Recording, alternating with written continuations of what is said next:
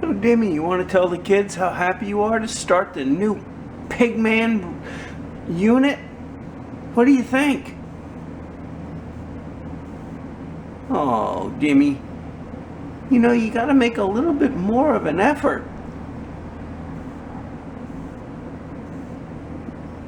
Oh, come on, Dimmy. You can do better than that, can't you? What are you going to say to the kids today, huh? What are you going to say to them? What are you going to say?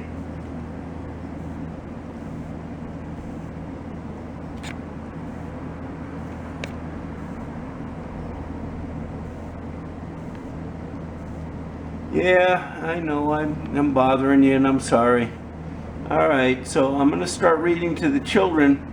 You know, I'll do it outside so you can have your nap, okay? I don't want to wake you up. I know how grumpy you get. Hey kids, so very excited today because we're starting a brand new book, and that book is called The Pigman.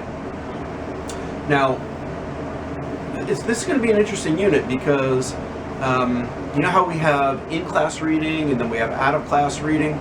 Well, with this book, we're going to do a little bit of both. There are going to be sometimes where I'm going to create a video like this one for you, and I'll read with you and we'll go over some things. And then there are going to be some times when I'm going to ask you to read the book independently, and there'll be 2 short answer response assignments per week based on the reading. And you might be thinking to yourself, well, I don't have this book, how am I going to do this work? Well, glad you asked. Thanks to Miss Moody, I'll be able to upload this book as a PDF. So with each assignment, you'll be able to access the book and you'll be able to read along with me. I'm also going to post a link for any of you who wish to buy this book. You'd be welcome to do that as well. It's entirely your choice. The first thing I want to do is have you take some notes, like we always do whenever we start a new book, and these notes can be downloaded right from this calendar link, okay? So the notes, basically we're going to have the title of the book. It's called The Pigman, written by Paul Zindel. That's him right there. I don't know if you can see him. That's Paul Zindel. Our genre is realistic fiction, okay? We know that means that the story didn't happen, but we're supposed to believe that it could. It's logical. And our time period is the 1970s. Oop, loud truck. Such a beautiful day out here today. I just couldn't resist being out on the porch, even though I knew we were going to get some traffic. Get some fresh air, you know, it's really good. But even though it's in the 1970s, we're supposed to believe that it's pretty contemporary. That means, you know, pretty much happening now, okay? Our setting is Staten Island, New York, so that's really local to us. That's, you know, a little bit west and south of us, right? Our characters, we're going to have 2 characters, John Conlon and Lorraine Jensen. And they're sophomores. Sophomore is 10th grade at Franklin High School. We're actually supposed to believe that they're writing the book in their high school library on the typewriter. You guys know what a typewriter is, don't you? You know, press the keys and yeah. Anyway, that's what we're supposed to believe. John writes chapter 1, and then Lorraine writes chapter 2, and they just alternate throughout the entire book. We're going to meet Angelo Pignotti, and all I'm going to say about him is that he's a middle-aged man. He's probably in his late 50s, early 60s, okay? Conchetta is Angelo's wife. I'm not going to tell you anything about her. You'll find out as the characters reveal. You're going to meet Dennis and Norton. In the notes, I wrote down that they're juvenile delinquents. Juvenile means young, and delinquents means they're troublemakers, and that would be true. Now, I don't want to characterize them as being John and Lorraine's friends. They're really not. But the 4 hang out together. Why? Because nobody else will hang out with them. They're not popular, and so they sort of gravitated they gravitated that way together. But I don't think John and Lorraine really don't like them very much, okay? You're going to meet Mr. and Mrs. Conlon, who are John's parents, and he calls his father Bore. Why? Well, because his father is boring. And he calls his mother Hyper. Why? Because she's always got this hyperactive energy. And you're going to meet Lorraine's mom, Mrs. Jensen. I'm not going to tell you about the father. He is not a character who features in the story, and you'll find out why. All right, so we have some really significant themes in this book, and this book is really, really densely packed thematically. The first theme, and these are contrasting ideas, is normal and abnormal behavior. What's the difference between being quote-unquote normal and being abnormal? And I think this is a question that, you know, some kids your age obsess over. We can see that everybody has this need. You can walk into any school, middle school, high school in the world, and you're going to see that all kids have this need to conform, to feel like they're part of the group, that they don't stand out too much. And yet, every kid also has this need to be individualistic, to make their own choices and to have their own sense of style and their own sense of taste, right? So there's a tension between fitting in and being individualistic in this book. And that extends to how we behave. What behaviors does society expect are normal behaviors, and what behaviors are not normal, okay? We're also going to look at the tension between truth and prevarication. And we know prevarication means lying. You might think to yourself, well, that's pretty easy, you know. You knocked it over and broke it and then said you didn't do it. That's a lie. Okay, in that context, you'd be right. That would be a lie. But lying and truth, it gets a lot more blurry the more philosophically you think about it. It was actually Plato, not the gooey, silly putty stuff, but Plato the philosopher, okay? Yeah. So he actually explored this idea in a way that I'm going to represent to you that I think you'll understand a little bit better than having to read his huge Republic that he wrote. So you walk into Best Buy, right? And you see 100 TVs on the wall, and they're all fed by the same channel, and they're all playing the same thing.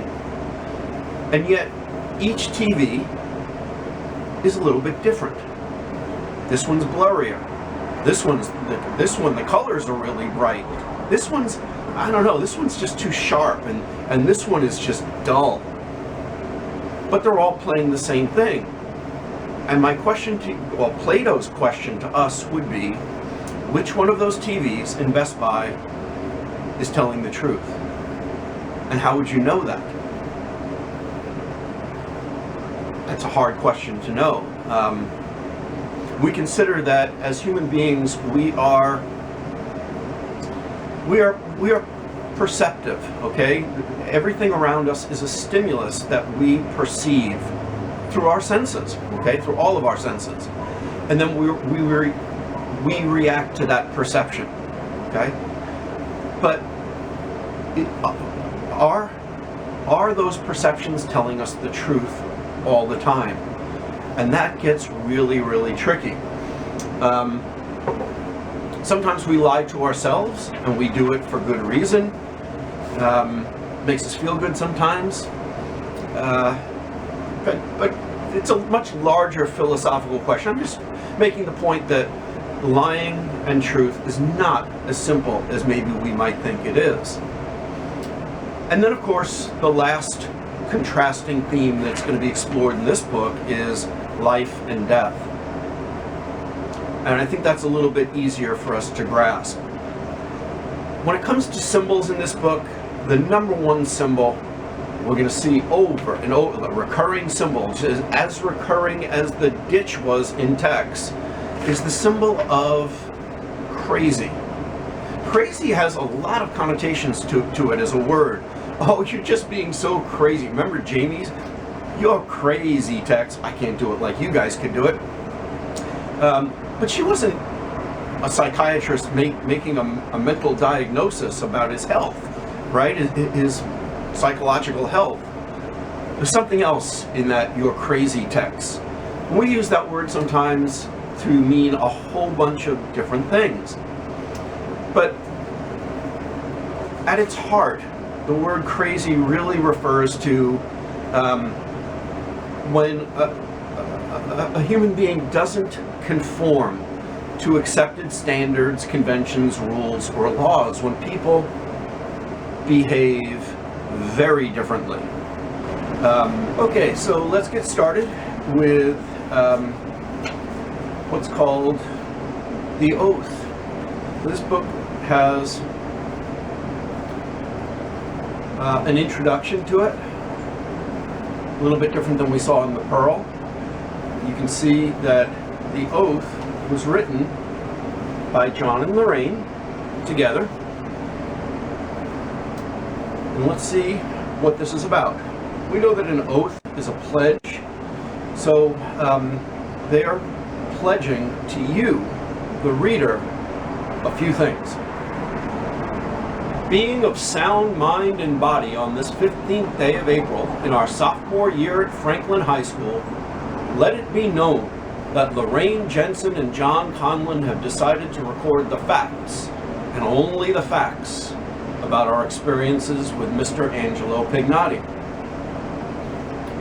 Okay, so let's break this first paragraph down. Being of sound mind and body. What does that mean? Well, that's actually language that's written into a will. Like Miss Laura had a will so she could leave her wealth to Sarney and to Bartlett. And a will is a legal document, and what the law requires before a will can be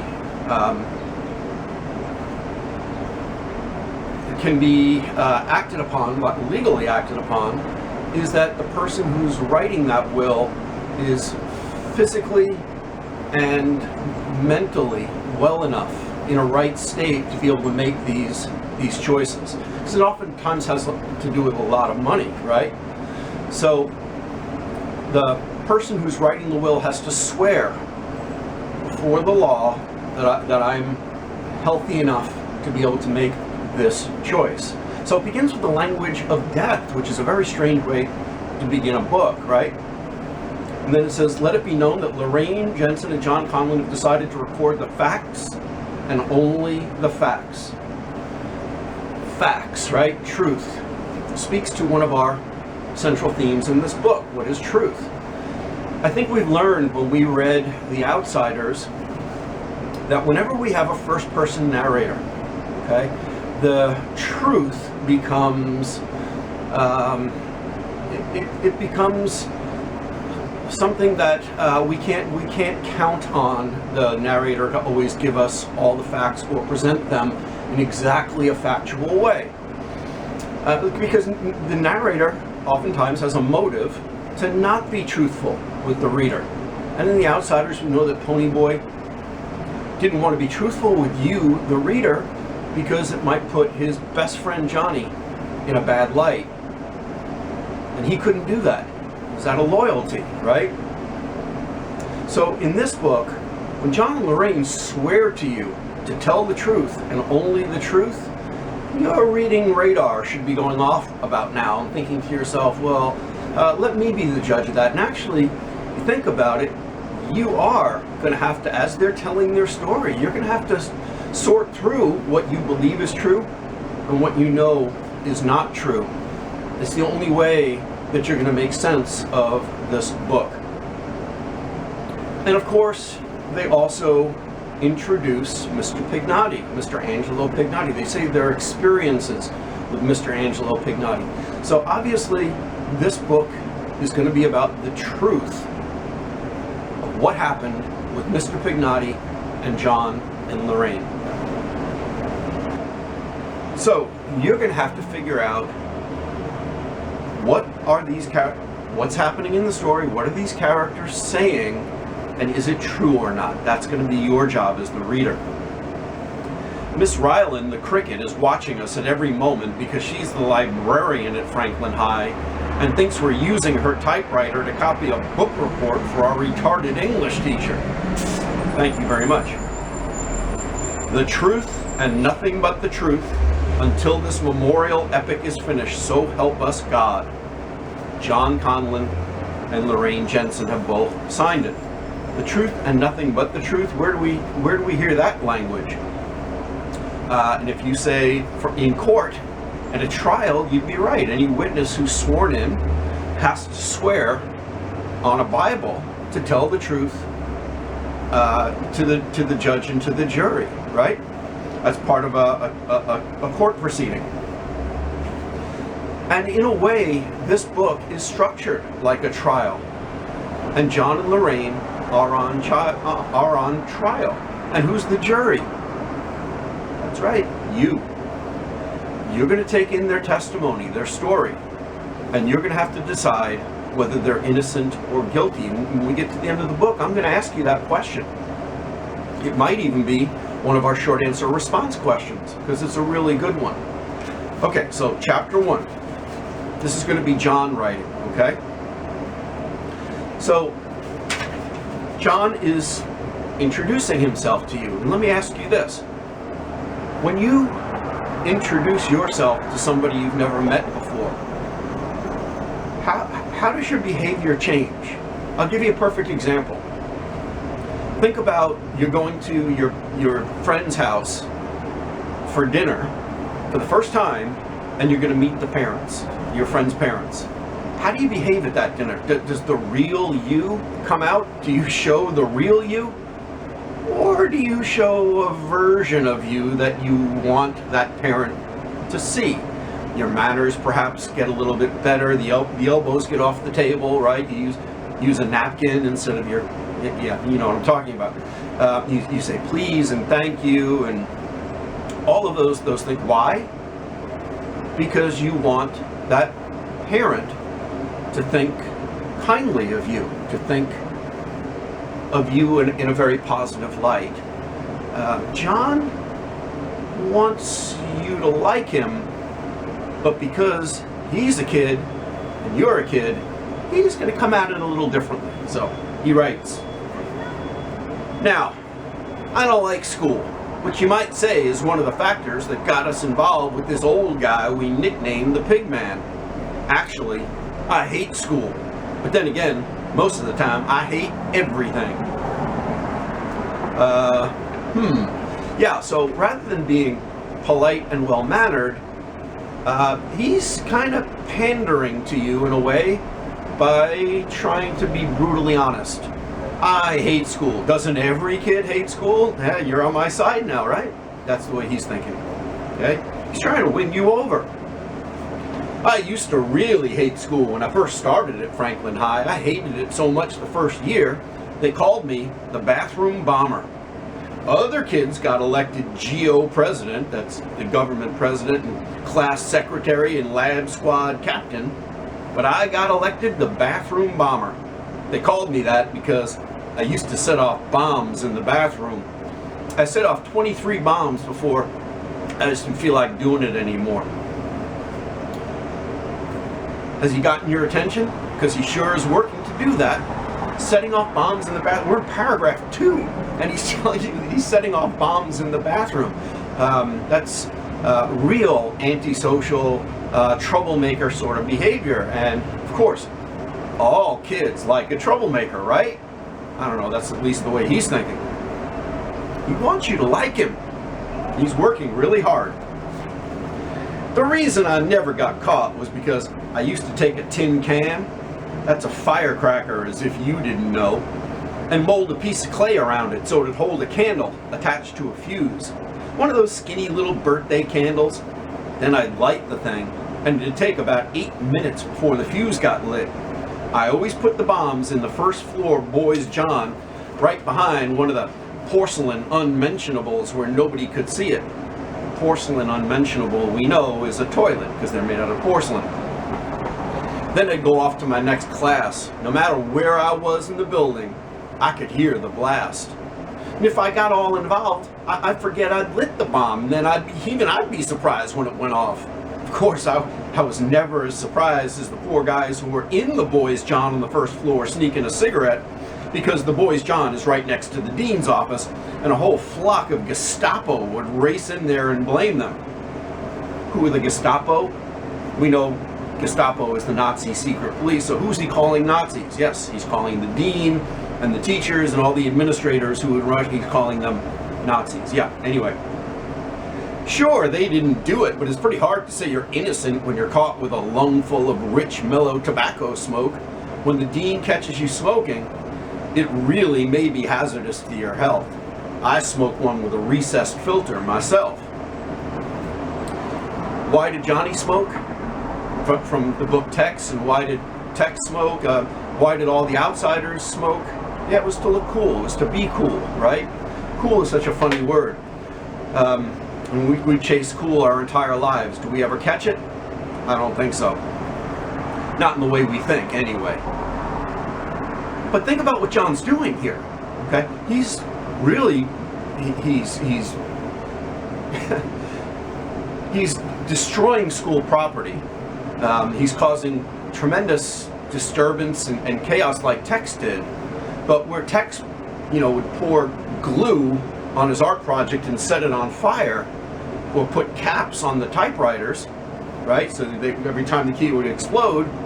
John, think about this. He's taking wax, a candle, next to a firecracker in modeling clay, so that the candle is just a little bit higher than the firecracker. And then he's putting it behind a toilet where nobody can see it. He's lighting the candle, and as the candle burns down, the flame gets closer and closer to the fuse, and then the fuse goes off, and then the firecracker makes a big noise. And who gets blamed? He's gone. He's in class somewhere. Who gets blamed? All the kids who are in that bathroom, who have no idea that this is happening, who are sneaking cigarettes. The dean comes in and catches them, and of course, if they've got a cigarette in their hand, he's going to blame them for the firecracker as well. So what can you conclude about a mind like this? Yes, it's a bit disturbed, we'd have to say. But it's also incredibly smart. Compare this prank, for lack of a better word, a prank, or you could say characterize it as much worse than that. Compare that with what Tex did. Texas wasn't particularly clever. So automatically we can see, if we're going to characterize John Conlon, calling his administrators and the dean Gestapo, he's a smart kid. He's just not using his intelligence for anything good so far. Or is he? We don't know. Is he telling us the truth? Is he lying? We just don't know. After my bomb avocation, look at the vocabulary. My bomb avocation, that means his bomb hobby. I became the organizer of the super colossal fruit roll. You could only do this on Wednesdays because that was the only day they sold old apples in the cafeteria. Sick, undernourished, antique apples. They sold old oranges on Fridays, but they weren't as good because they don't make as much noise when you roll them. But on Wednesdays, when I knew there was going to be a substitute teaching one of the classes, I'd pass the word at lunch, and all the kids in that class would buy these scrawny apples. Then we'd take them to class and wait for the right moment, like when the substitute was writing on the blackboard.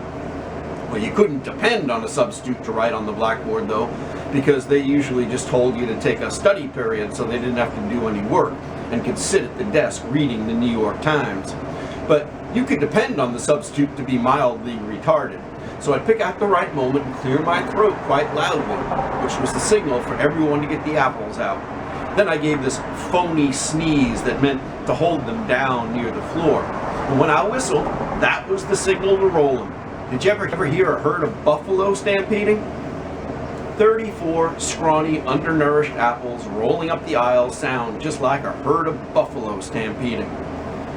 Okay, so I want to stop here because there are two words that John used that are very important. First of all, he he used the word retarded for the second time now in this book. And that's a very ugly word, particularly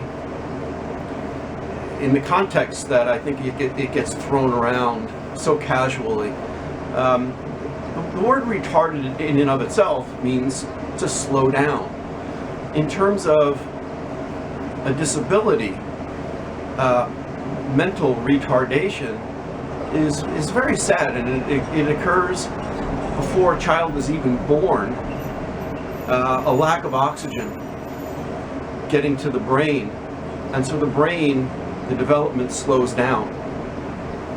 The child is born, and all cognitive processes, the thinking can get slowed down as well. And that's an unfortunate disability for anybody to try to overcome, and people work so hard to overcome their disabilities, and to use that word, it's really an unpleasant word, and it bothers me to hear it, because it's not who I am, and I know it's not who you are either. So if we use that word and throw it around casually, maybe, I don't know, maybe we shouldn't, right? Maybe we shouldn't. But in this story, that word is just one of many synonyms that has to do with low cognitive processing, insanity, crazy. It's all grouped. These are vastly dissimilar things, but they're all grouped into one symbol by John and Lorraine. Okay?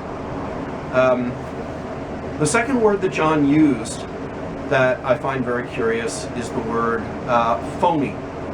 I gave this phony sneeze. Phony is a word that's used by a very famous character called Holden Caulfield in J.D. Salinger's Catcher in the Rye. You'll probably read that when you get into high school. I think it's very normal for younger generation, children, high school, college, to look up at the older generation, the established generation, and see a certain phoniness, a certain pretense to the normal rules that everybody plays by, the hypocrisy that with which a lot of adults treat children. I can do this, but you better not do this. It's wrong for you, but it's okay for me. That sort of a thing. And John is really sensitive to hypocrisy. I think a lot of young people are. So you're going to see that word phony, that really is a word that was prevalent in Catcher in the Rye. You're going to see John use it quite a bit in this book as well. To him, all adults are phony fakers. Every one of the fruit rolls was successful, except for the time we had a retired postman for General Science 1H5. We were supposed to study incandescent lamps, but he spent the period telling us about commemorative stamps. He was so enthusiastic about the old days at the PO, the post office. I just didn't have the heart to give the signals, and the kids were a little put out because they all got stuck with old apples. So why doesn't John pull this prank? What was it about this retired postman? If you guessed that it was because the man was excited about what he was teaching, about commemorative stamps. I'm sure John could care less about commemorative stamps, but the fact that this adult was really passionate and excited about something, that impressed John, and he liked it. Maybe the adults in John's life are not passionate. Think about what he nicknamed his dad, Bore. Why? Because he's boring. But I gave up all that kid stuff now that I'm a sophomore. The only thing I do now that is faintly criminal is write on desks. Like, right this minute, I feel like writing something on this nice polished table here.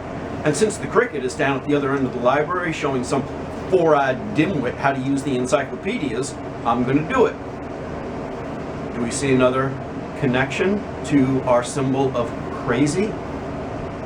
Dimwit, right? Another synonym, just keeps throwing them out. When somebody repeats and repeats and repeats, you start to think to yourself, this is a thought that this character is obsessing over, is perseverating on. Okay? So let's see what he writes on the desk. Help me, a rotten science teacher has given me a drug to change me into a teeny weeny mosquito. Please help me, please help me. You can see he wrote that on the desk. Why did he feel the need to write on that desk? What was it about the desk that he described to you that made him want to scribble all over it? Okay, he says, I feel like writing something on the nice polished table here. The reason why John wrote on it is because the desk was neat, it was clean, it was polished, and that bothered him. So he wanted to make it unneat, unclean. Okay, he wanted to put some sand in the gears, right? That's John's character. Now that I've artistically expressed myself, we might as well get this cursing thing over with too. I was a little annoyed at first, since I was the one who suggested writing this thing because I couldn't stand the miserable look on Lorraine's face ever since the Pigman died. She looked a little bit like a St. Bernard that just lost its keg, but since she agreed to work on this, she's gotten a little livelier and more opinionated. And one of her opinions is that I shouldn't curse. Not in a memorial epic. Let's face it, I said, everyone curses. Is that true? Does everyone curse? Do you? I don't know. Maybe when the bowling ball falls on your big toe, gee willikers just isn't going to cut it in that moment. I don't know. But it seems like John is the type of character who just wants to cut down on the pretense. The lying. Everybody curses? Maybe. But then everybody kind of pretends that they don't. You know? And he finds that very phony, very fake. She finally said I could curse if it was excruciatingly necessary by going like this. Beep. And I'll show you what he's done here. Hope you can see that. He's done these symbols, right? We know what that means, okay? We've read enough to know what that means. Now that isn't too bad an idea because beep leaves it to the imagination. And most people have a worse imagination than I have. When he says most people, who do you think he's talking about? You. Guys, there's not going to be a single curse in this book, okay? But there will be these symbols. And what's John doing? He's actually, it's the same thing with the firecracker that he would hide behind the toilet and get the people in the bathroom blamed for it. He's going to put that symbol there, and every time he does, you're going to go through your Rolodex of curse words and try to find the right and appropriate one that you think that goes right there. So he's committing the crime in his own way, but you're the one who's doing the sin. Very clever how he's turning that on you, isn't it? Anyway, so I figure I'll go like beep if it's a mild curse, like the kind you hear in movies when everybody makes believe they're morally violated, but have really gotten the thrill of a lifetime. If it's going to be a revolting curse, then I'll just put a 3 in front of it, like 3 beep, and then you'll know it's the raunchiest curse you can think of. Now, I just better explain why we call Miss Rylan the cricket. Like I told you, she's the librarian at Franklin and is letting us type this thing on her quiet typewriter, which isn't quiet at all. But there aren't many kids in 7th period study because most of them cut it, and others get excused early because our school is overcrowded. It's only kids like Lorraine and me that get stuck with 7th period study because we have to stay around for an 8th period class called Problems in American Democracy. And if you think having problems in American democracy is a fun way to end the day, you need a snug-fitting straitjacket. Okay, straitjacket is a device that's used to restrain somebody. The arms go in the sleeves get crossed, and then it gets tied behind the back. And this is so that a person can wiggle but can't like fling arms around and hurt themselves or a doctor or a nurse or something like that. Typically, straitjackets are found in an institution like a mental institution. And so, again, we have John's crude way of referencing the symbol of crazy. Anyway, Miss Ryland is a little on the fat side, but that doesn't stop her from wearing these tight skirts, which make her nylon stockings rub together when she walks. So she makes this scratchy sound. That's why the kids call her the Cricket. If she taught woodshopper Jim, nobody really knows she makes that sound, but she's the librarian and it's so quiet you can hear every move she makes. Lorraine is panting to get at the typewriter now, so I'm going to let her before she has a heart attack. Okay, so I want you to write down in your notes that we have a very important symbol in this book. We know that this book began with a will, the language of a will, I should say, being of sound mind and body, right? And we have two words here, panting and heart attack, that are relevant. But I just want you to write down heart attack. Heart attack is going to be an important symbol, and we have to figure out why. But it's a word that seems, you'll see that is a word that sort of obsesses both of these characters. And when a word comes out like that, we have, as readers, we have to pay attention because it's significant. It's called, there's actually a term for it, when a character uses a word repeatedly, but isn't even aware that that word has significance. It's called a Freudian slip. And that term comes from the Viennese psychiatrist Sigmund Freud, who basically said that when we speak, when a psychiatrist is with a patient, there are no accidents. We don't say things accidentally. Everything has meaning, right? And so this is a perfect example of that.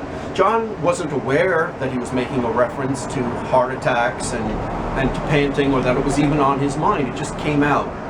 But as a reader, we're thinking, that's an odd thing to say. I wonder why he said it, okay? So that's the end of chapter 1, and that's John's typing. Now Lorraine is going to sit down at the typewriter, and chapter 2 is Lorraine Jensen.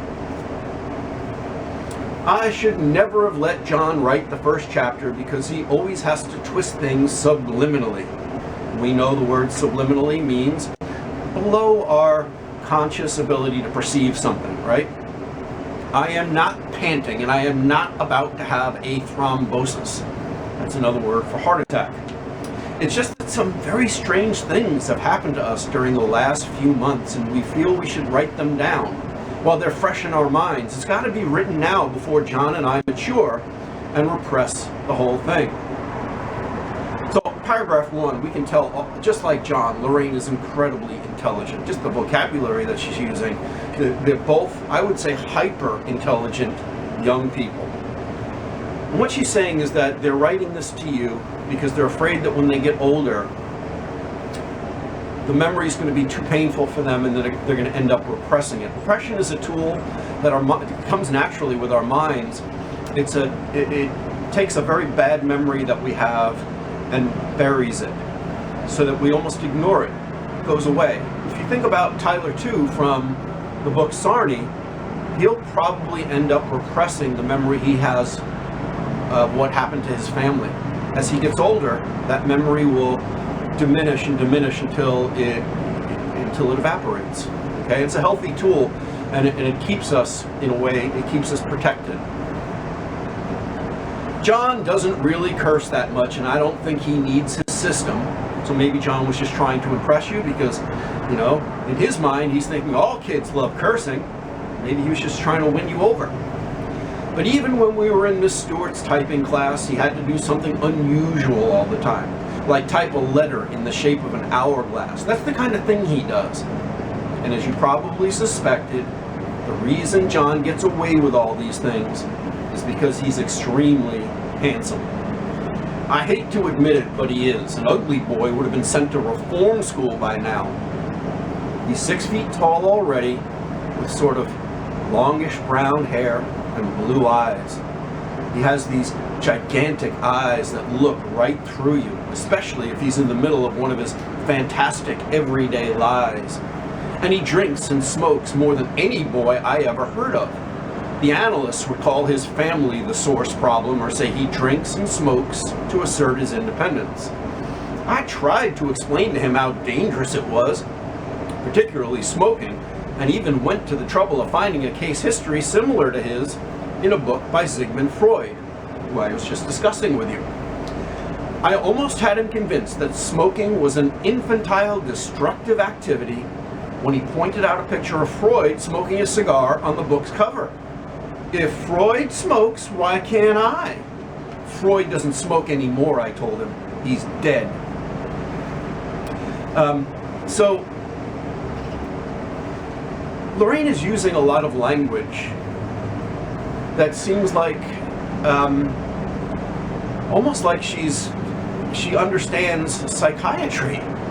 And the reason that language is just so readily available to her is because she's been doing a lot of reading about psychiatry, because she thinks she's crazy. She thinks John's crazy. So she's reading up on the subject to find out, is there something wrong with me? Is there something wrong with my mind? Perhaps on some level, every human being can relate to that. Everybody's doing it this way, I'm doing it this way. Is there something wrong with me? You know? But for John and Lorraine, particularly considering the issues that they're going through, I think it's a bit more serious than that. Another time I got my mother to bring home a pamphlet about smoking in which they showed lungs damaged from tobacco poisons. I even got her to borrow a book from a doctor which had large color plates of lungs that had been eaten away by cancer. She's a nurse and can get all those things, but nothing seems to have any impact on John, which I suppose brings us right back to his source problem. Actually, we both have families you wouldn't believe, but I don't particularly feel like going into it at the moment because I just ate lunch in the cafeteria. It was Swiss steak, that is, they called it Swiss steak. John called it filet of gorilla's heart. Freudian slip?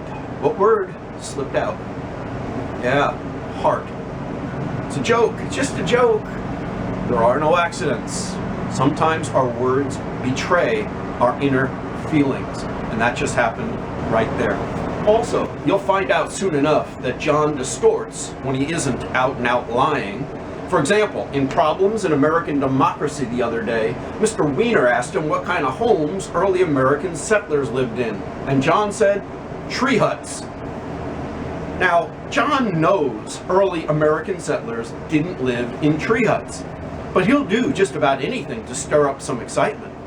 And he really did set off those bombs when he was a freshman, which, when you stop to consider, sort of shows a pattern, an actual pattern. I think he used to distort things physically. Blowing things up is distorting them physically. And now he does it verbally more than any other way. And lying is a distortion of the truth. I mean, take the cricket, for instance. I mean, Miss Ryland. She's across the library watching me as I'm typing this, and she's smiling. You'd think she knew I was defending her. She's really a very nice woman, though it's true her clothes are too tight, and her nylons do make this scratchy sound when she walks, but she isn't trying to be sexy or anything. If you could see her, you'd know that. She just outgrew her clothes. Maybe she doesn't have any money to buy new ones or get the old ones let out. Who knows what kind of problems she has?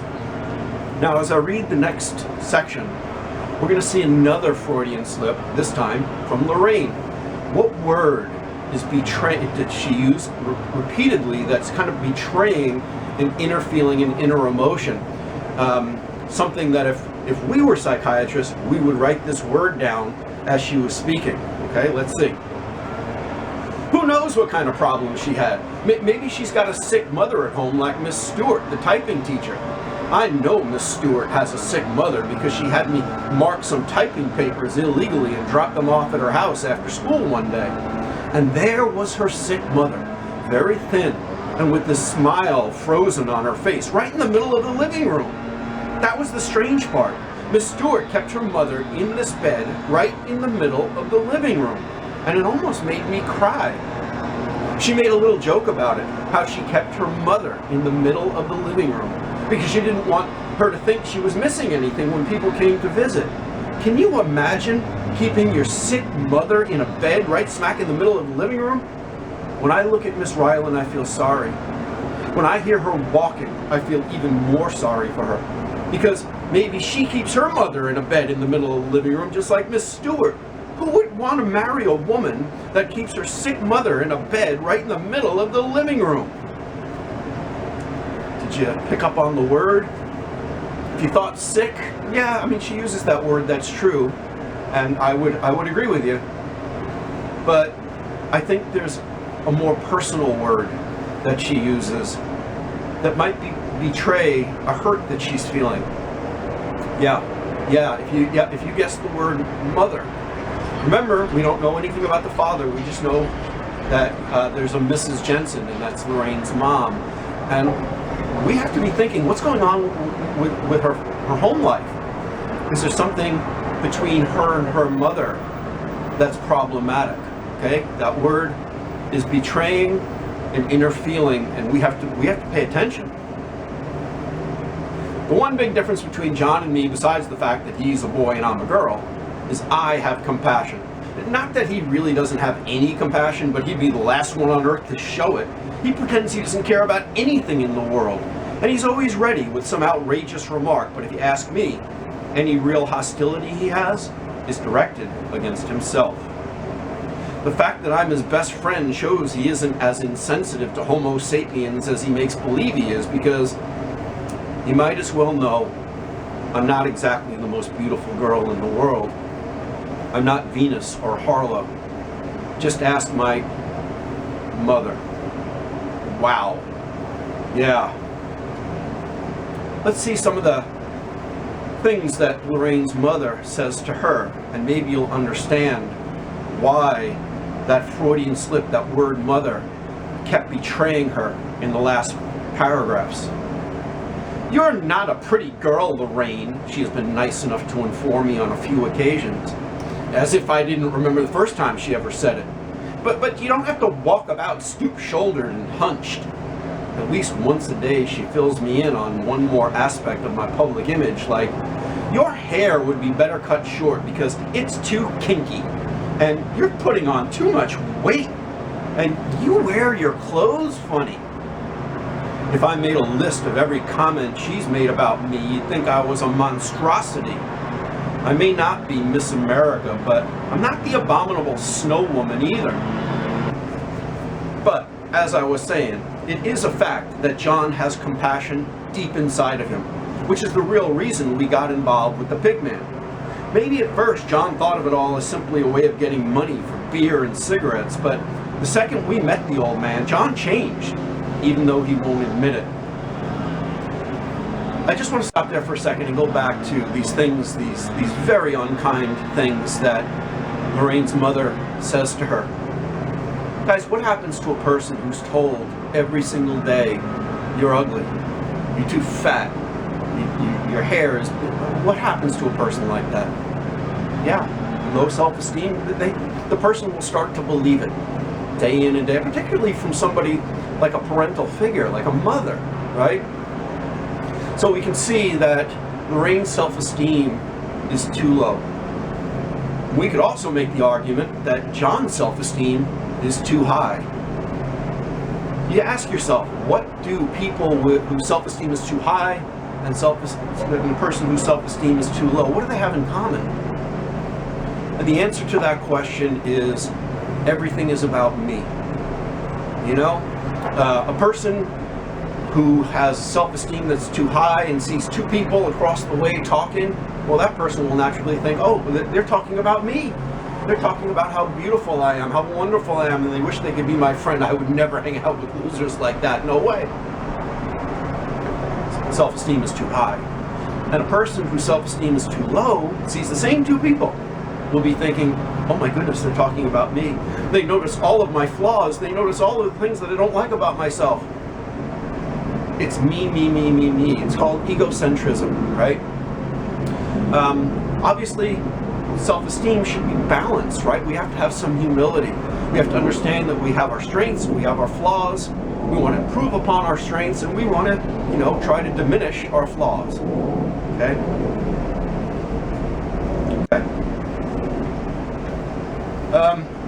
As a matter of fact, it was this very compassion that made John finally introduce himself to me and invite me for a beer in Moravian Cemetery. It's an odd place to drink beer, in a cemetery, wouldn't you say? He always went to Moravian Cemetery to drink beer, which sounds a little crazy, but it isn't if you explore his source problem a bit. Once again, Lorraine taking on the voice of a psychiatrist. Although I didn't know John and his family until 2 years ago when I moved into the neighborhood, from what I've been able to gather, I think his father was a compulsive alcoholic. I spent hours trying to analyze the situation, and the closest I've been able to come to a theory is that his father set a bad example at an age when John was impressionable. I think his father made it seem as though drinking alcoholic beverages was a sign of maturity. This particular sign of maturity ended up giving his father sclerosis of the liver, so he doesn't drink anymore, but John does. Sclerosis of the liver is liver damage that occurs from people who consume too much alcohol. I'd moved into John's neighborhood at the start of my freshman year, and he and a bunch of the other kids used to wait for the same bus I did on the corner of Victory Boulevard and Eddy Street. I was in a severe state of depression the first few weeks because no one spoke to me. And that's, as a teacher, let me tell you, that is some troubling language, severe state of depression. I think both of these characters are very soul sick, and they're hurting, and they're acting out in very, very unpredictable ways, right? It wasn't that I was expecting the boys to buzz around and ask me out, but I was sort of hoping that at least one of the girls would be friendly enough to borrow a hairpin or something. I stood on that corner day after day with all the kids, and nobody talked to me. I made believe I was interested in looking at the trees and houses and clouds and stray dogs and whatever, anything, not to let on how lonesome I felt inside. I mean, many of the houses were interesting as far as middle-class neighborhoods go. In fact, I suppose you'd say it was a multi-class neighborhood because both the houses and the kids ranged from wrecks to rich. There'd be a lovely brick home with a lot of land, and then right next to it there'd be a plain wooden house with a postage stamp-sized lawn that needed cutting. The only thing that was completely high class was the trees. Large, old trees lined most of the streets and had grown so tall and wide they almost touched. I loved looking at the trees more than anything at first, but after a while, even those started to depress me. Then there was John. I noticed him the very first day, mainly because of his eyes. As I told you, he has these fantastic eyes that take in everything that's going on. Whenever they came my way, I looked in the other direction. You guys notice anything about maybe how Lorraine feels about John? You picking up on anything? Yeah, I don't know. Maybe she likes him a little bit. I don't know. I'm just saying. His eyes reminded me of a description of a gigantic Egyptian eye that was found in one of the pyramids I read about in a book on black magic. Somehow an archaeologist's wife ended up with this huge stone eye in her bedroom, and in the middle of the night it exploded, and a big cat started biting the archaeologist's wife's neck. When she put the lights on, the cat was gone. Only the pieces of the eye were scattered all over the floor. That's what John's eyes reminded me of. I knew even from the first moment I saw him that he had to be something special. Then one day, John had to sit next to me on the bus because all the other seats were taken. He wasn't sitting there for more than 2 minutes before he started laughing. Laughing right out loud, but not to anyone. I was so embarrassed I wanted to cry because I thought for sure he was laughing at me.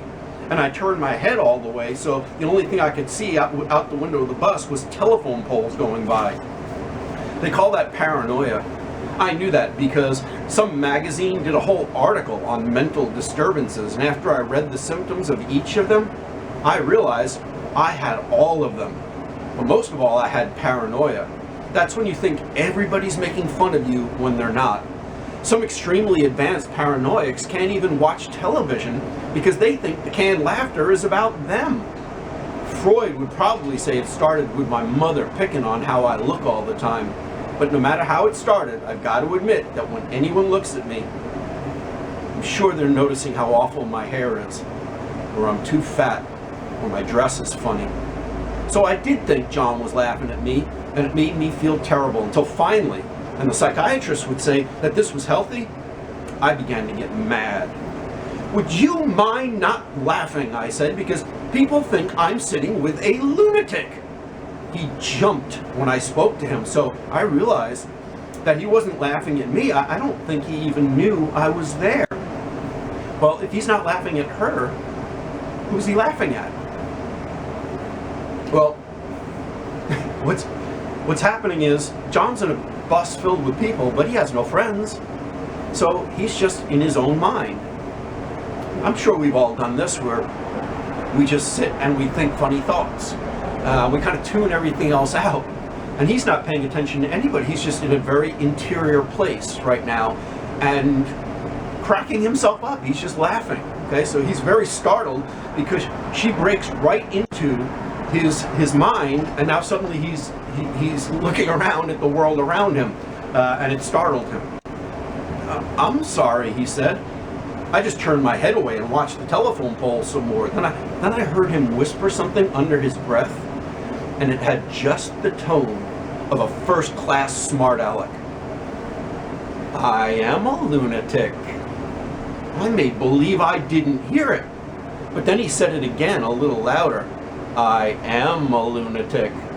Well, I wouldn't go around bragging about it, I said, and I was so nervous I dropped one of my books on the floor. I was mortified picking it up because it fell between the seat and the window, and I was sure I looked like an enormous cow bending over to get it.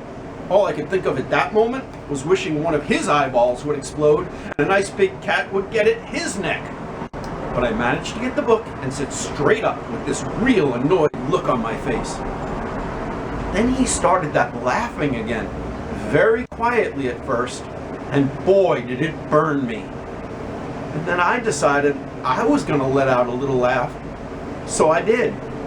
Then he laughed a little louder, and I laughed a little louder, and before I knew what was happening, I couldn't stand it. So I really started laughing, and he started laughing, and we laughed so much, the whole bus thought we were out of our minds. And once again, the chapter ends on our symbol of insanity. John and Lorraine find each other because they are misfits. In a crowded bus, they don't fit in with anybody. And it was one kind of very strange moment, a moment where she sort of bursted into his reality that united them, that bonded them, and they became friends after that. And we will stop there at the end of chapter 2.